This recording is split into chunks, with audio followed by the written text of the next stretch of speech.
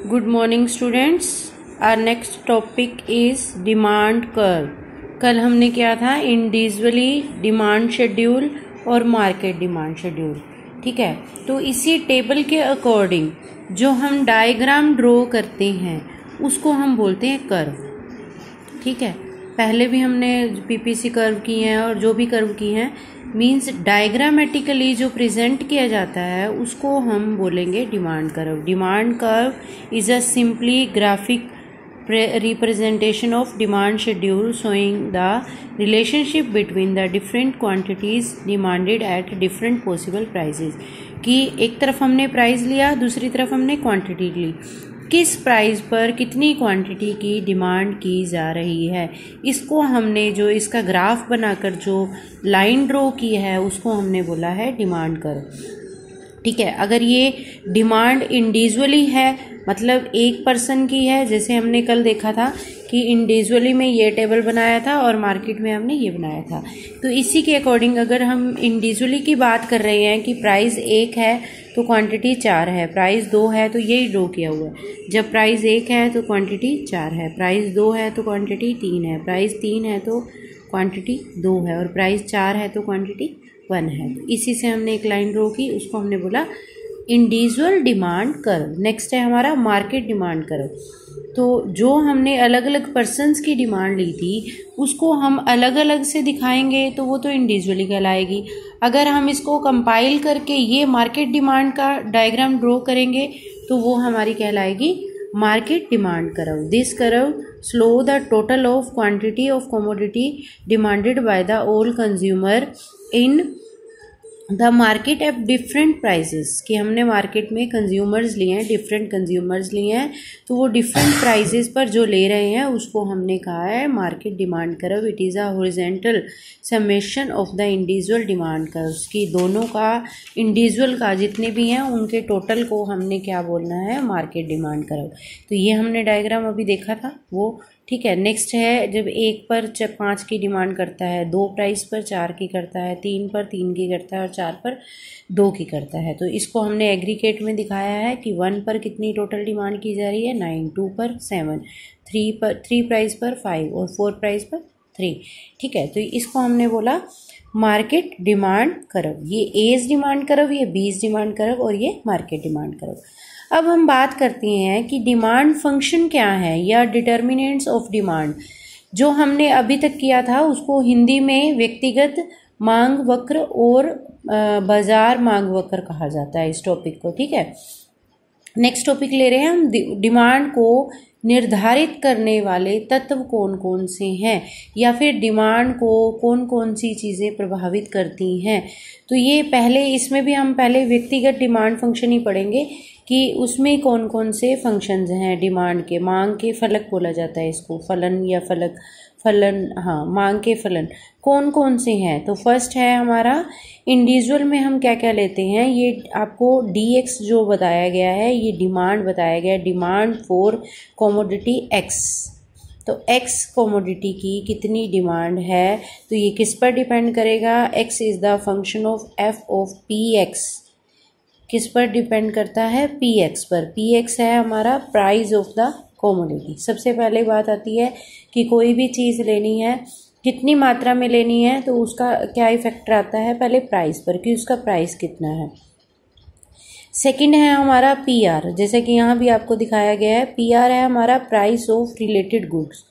Related goods means कि उससे जो संबंधित वस्तु है, संबंधित वस्तु सब्स्टिट्यूट भी हो सकती हैं, कॉम्प्लीमेंट्री भी हो सकती हैं. ठीक है, सब्स्टिट्यूट होती हैं कि जो एक के स्थान पर दूसरी यूज़ की जा सकती है और कॉम्प्लीमेंट्री होती हैं कि एक दूसरे को दोनों को एक साथ प्रयोग किया जाता है. तो इस तरह की वस्तुओं का जो प्राइजेज हैं वो इफ़ेक्ट करता है. नेक्स्ट है कंज्यूमर्स इनकम, उपभोक्ता की आय कितनी है. T for taste and preferences, कि हमारा टेस्ट या प्रेफरेंसेस क्या है. अगर हमारा टेस्ट और प्रेफरेंसेस एक ही चीज़ है तो उसके प्राइस चाहे कुछ भी हो जाए तो हम उसी चीज़ की डिमांड करते हैं. एंड एक्सपेक्टेशन मीन्स कि भविष्य में उसके अकॉर्डिंग क्या एक्सपेक्ट किया जा रहा है, कि भविष्यवाणी जिसको बोला जाता है कि नियर फ्यूचर कि इससे रिलेटेड क्या चेंजेस आने वाले हैं, इस प्राइस से रिलेटेड क्या भी चेंजेस आने वाले हैं। ठीक है, तो ये तो थे हमारे इंडिविजुअल के फंक्शंस। तो इसमें हिंदी मीडियम में आएगा व्यक्तिगत मांग फलन। तो वो कौन कौन सी चीज़ें बताई हैं? वस्तु की कीमत, संबंधित वस्तु की कीमत, उपभोक्ता की आय, रुचि और भविष्यवाणी। ठीक है, ये हम पॉइंट्स थोड़ा सा डिटेल में पढ़ रहे हैं कि प्राइस ऑफ द कमोडिटी, कि जनरली क्या होता है कि जब भी हम किसी चीज़ का प्राइस बढ़ता है उसकी डिमांड कम कर देते हैं। ये हमने पढ़ा था, अदर फैक्टर्स रिमेन कांस्टेंट। अब अदर फैक्टर कौन से हैं? ये बाकी वाले पॉइंट्स, ये जो बाकी के पॉइंट्स हैं अगर हम इनको कांस्टेंट मान लें तो हमारी सबसे ज़्यादा इफेक्ट इसी चीज़ का जाता है कि हमारी प्राइस बढ़ने पर हम डिमांड को कम कर देते हैं, और प्राइस कम होने पर डिमांड क्या हो जाती है? बढ़ जाती है। तो ordinary the amount of a commodity depends demand on it's price, other influencing factor remain constant, other things being equal, change in the price of a commodity cause a change in the demand also. Ordinarily, when the price of commodity its demand contracts, and conversely, with the falls in the price of commodity its demand extend. कि price कम होने पर उसकी demand बढ़ जाती है और price ज़्यादा होने पर उसकी डिमांड कम हो जाती है। इसी को ही हम बोलते हैं law of demand. Law of demand क्या कहता है? अन्य बातें समान रहने पर जब किसी वस्तु की कीमत बढ़ती है तो उसकी मांग कम हो जाती है, और जब किसी वस्तु की कीमत कम होती है तो उसकी मांग बढ़ जाती है। ठीक है, सेकंड है हमारा प्राइस ऑफ रिलेटेड गुड्स।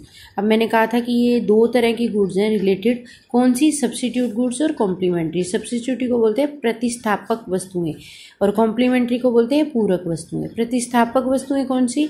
जो एक के स्थान पर दूसरी यूज़ की जा सकती है, जैसे कि टी और कॉफ़ी हो गया।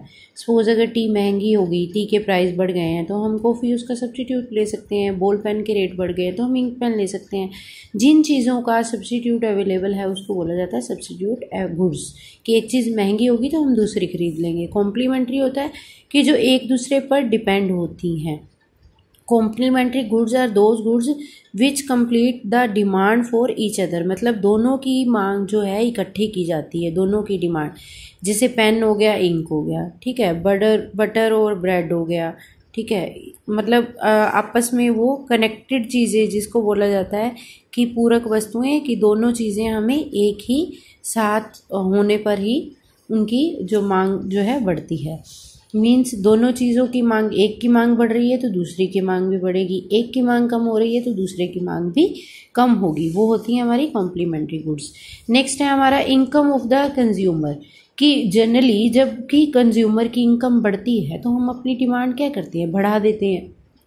तो ये नॉर्मल गुड्स के लिए आता है। अगर सामान्य वस्तुएं हैं तो हम अपनी डिमांड बढ़ा देते हैं, लेकिन अगर घटिया वस्तुएं हैं, इन्फीरियर क्वालिटी की वस्तुएं हैं, तो हम उसकी डिमांड कम कर देते हैं। क्यों? क्योंकि हम क्वालिटी वाइज देखने लगते हैं, हम अच्छी चीज़ें खरीदने लगते हैं।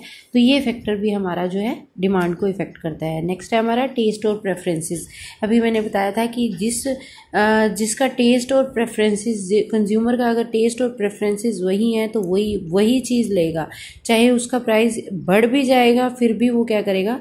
उसी वस्तु की डिमांड करेगा, क्योंकि वो उसका हैबिचुअल हो चुका है या फिर उसको उसकी नीड है। तो ये भी चीज़ें जो है हमारी उसको इफेक्ट करती हैं। नेक्स्ट है expectation. If the consumer expect that price in future will rise, कि भविष्य में इस कमोडिटी की प्राइस बढ़ने वाली है, तो वो क्या करता है? एट प्रेजेंट उसकी ज़्यादा डिमांड करता है। ठीक है, इन प्रेजेंट वो ज़्यादा डिमांड करने लग जाएगा।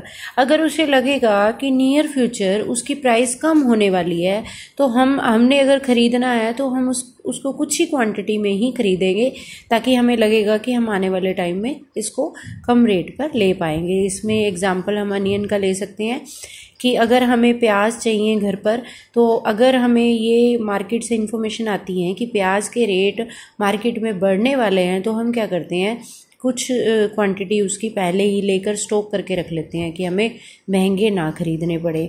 और इसी तरह से अगर हमें ये इन्फॉर्मेशन आती है कि प्याज अब जैसे चल रहे हैं तो आगे आने वाले टाइम में वो कम हो जाएगा उसका रेट, तो हमें जितनी नीड है, सपोज हमें 1 किलो की नीड है तो हम इतनी ही लाएंगे, तो हम ज़्यादा क्वांटिटी परचेज नहीं करेंगे। तो ये तो थे हमारे इंडिविजुअल डिमांड फंक्शन।